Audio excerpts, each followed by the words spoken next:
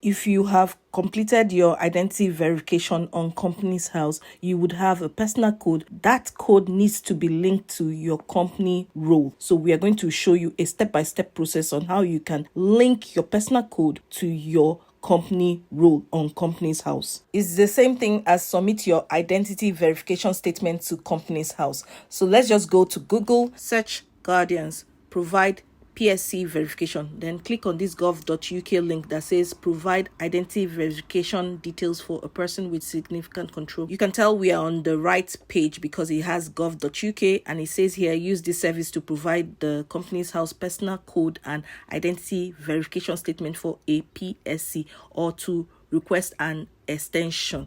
Just scroll down. It tells you who can use this service. It also tells you when you need to provide identity verification details. It says here that every PSC has a 14-day period during which they must provide their company house personal code and verification statement. So what happens if you do not comply with this? It says if you do not comply with identity verification requirements, you may be committing an offense and have to pay a financial penalty or fine. We will also display a note against your name on the public register. We don't want that.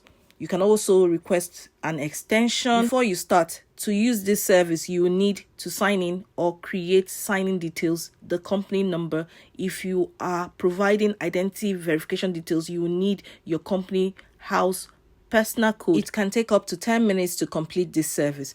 Let's just click on start now. On this next page, it says sign in to Companies House. You provide your email address and you click on continue. It says you need to sign in with gov.uk one login instead. So we click on go to gov.uk one login. And then on the next page, it says create your gov.uk one login or sign in. We already have an account. If you don't have an account, just create one. But we will just click on sign in because we have an account. It's straightforward to create one. Click on sign in, then move to the next page. Here it says enter your email address to sign in to your gov.uk one login. Once you provide that, you click on continue. Enter your password. Continue to the next page. Now, on this page, it says check your phone. You have to provide your 6-digit code and it expires after 15 minutes. So once you provide that code, you click on continue to the next page. On this page, answer the question, what is your company number? Enter the 8-character company number.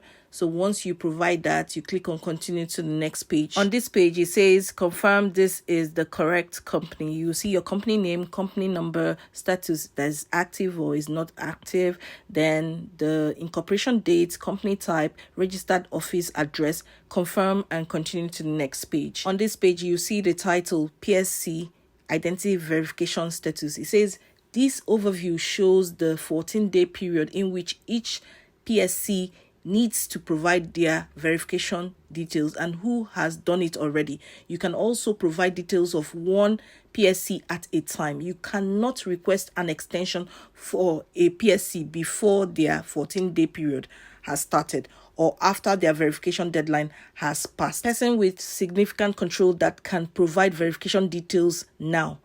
There's this table that has your name on it, and it says that you can provide your details. It also has this date of birth, period, start date, verification deadline, verification status unverified because you haven't verified your identity, and it's also saying that provide verification details. So that is where you're going to click. If you want to request an extension, click on the next link under the provide verification details. There's a section for PSCs that cannot provide verification details, and it's saying these PSCs for the company must wait for their 14-day period to start before they can provide their identity verification details. If you can't find the PSC you are looking for, click on the link there. Now let's just move to provide verification details. The first question is, what is their company's house personal code? You see your name, born, that's your date of birth will be there. So just provide the personal code. You can get it from your manage accounts when you log into your dashboard on Companies House. After putting in your personal code, save and continue to the next page. Finally, it says confirm the identity verification statement. I confirm that your name has verified their identity in accordance with the Companies Act 2006. you tick it and you confirm and submit. Once you submit this, you see the next page. This page has to show. If it doesn't show, then you have not completed the process. Identity verification details submitted, your reference number, company name, PSC name. We have sent an email to your email address to confirm that you have received your verification details.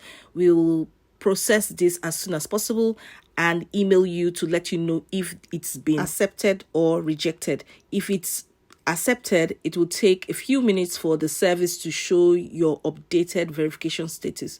So that's all you need to do. You just wait for that email. And yeah, I hope you've benefited a lot from this video. Please remember, I have many videos on my channel. I have a video for those who want a step-by-step guide on how to verify your identity on Companies House. I also have a video, a detailed step-by-step guide on how to file your confirmation statement with personal code on Companies House. Check my playlist for how to file a Dormant account with gov.uk one login. Yeah, check that out. You can also check out how to pay a penalty to Companies House. That's another one. And I also have HMRC self-assessment tax return step-by-step for employee stroke sole trader. I hope you've benefited a lot from these videos. I will see you in my next video. Bye.